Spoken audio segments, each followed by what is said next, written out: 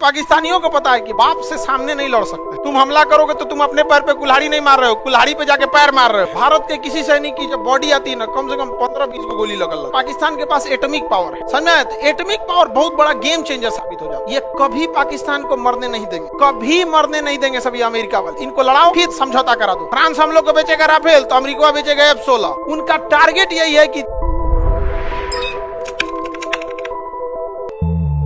ये कभी लड़ाई झगड़ा नहीं किया। इजराइल क्या किया ना, अपने मोसाद, इजराइल के खुफिया एजेंट का नाम क्या है? मोसाद। वो मोसाद के एजेंट को कहां छोड़ दिया? ईरान। जो भी उसका परमाणु वैज्ञानिक होता है उसको मरवा देते हैं। अब किसी वैज्ञानिक की कितनी सिक्योरिटी दी जाए? बहुत ज्यादा तो नहीं।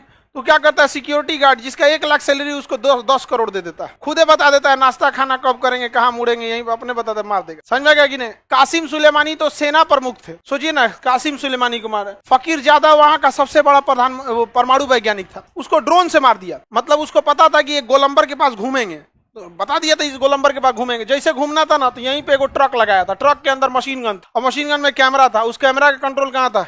इजराइल। जैसे घूमा गोलंबर पे, मारा, धर उड़ा दिया। यहाँ लो पता करते रहो, पता करके क्या कर लोगे? इजराइल में अकेले सब पे मार देगा वो, अकेले। अरे हम लोग इतना आगे जाने के बाद भी इजराइल से कहते हैं कि हमको ड्रोन चाहिए। आज भी हथियार के मामले में इजराइल हम लोग से एडवांस है।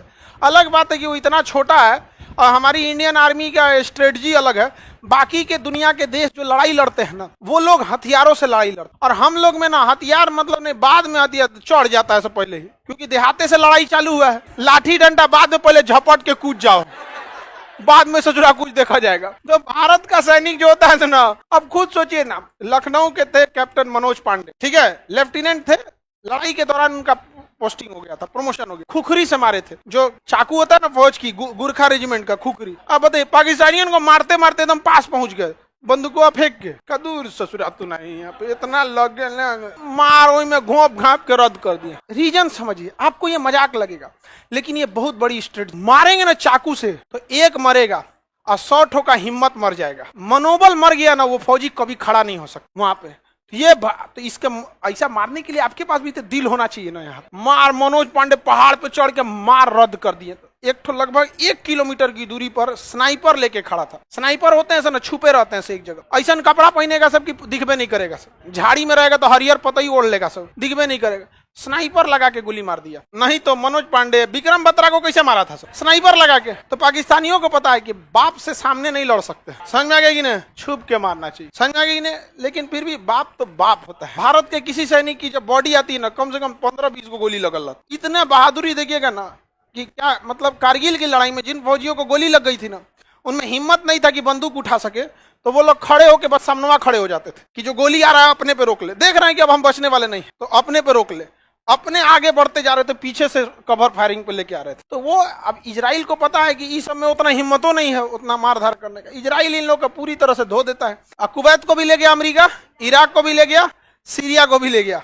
अभी नंबर किसका लगाया है? हाँ, ईरान का नंबर लगाया। भारत को इस हर हाल में ईरान के साथ आके खड़ा होना चाहिए, क्योंकि ईरान चौपट होगा ना तो फिर हम लोग के लिए बहुत दिक्कत हो जाएगा। अफगानिस्तान चलिए गया हम लोग के हाथ से, ईरान अगर चल गया तो अब इधर जाइएगा कैसे? क्योंकि इराक तो सेफ ही नहीं है, मारधार चल रहा है। अफगानिस्तान सेफ नहीं है, पाकिस्तान जाने नहीं देगा।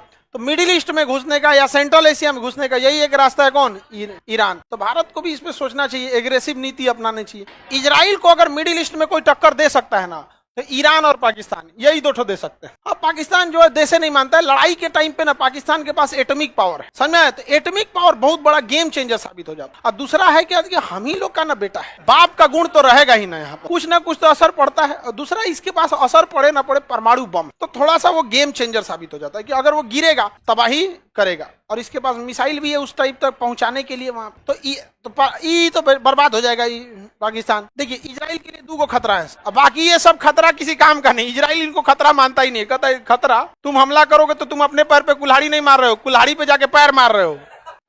6 दिन में 6 देश को हरा दिया, 1 हफ्ता में 6 को देश को हरा दिया। बड़ी मार मारे थे, आज ले हिम्मत नहीं इन लोग का मारने का। तो इसके लिए एगो खतरा कौन है? पाकिस्तान, एगो ईरान।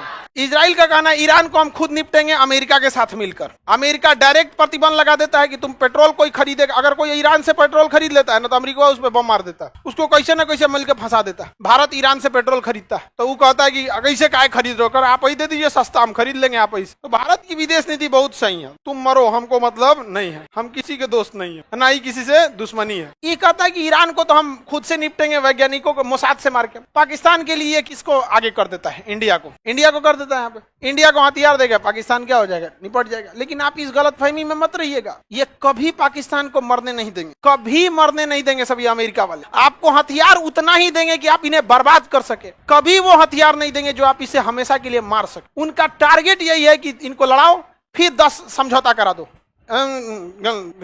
फिर आगे बढ़ो। यहाँ पे 20 साल बाद फिर हथियार लोगा, एकरा एगो बेचेगा राफेल, फ्रांस हम लोग को बेचेगा राफेल तो अमेरिका बेचेगा F-16, ब्रिटेन बेचेगा जगुआर, तू बेचेगा चिनूक। लो लड़ो लड़ो, कभी खत्म होगा नहीं। इस गलतफहमी में मत रहिएगा, सब टैक्टिस है।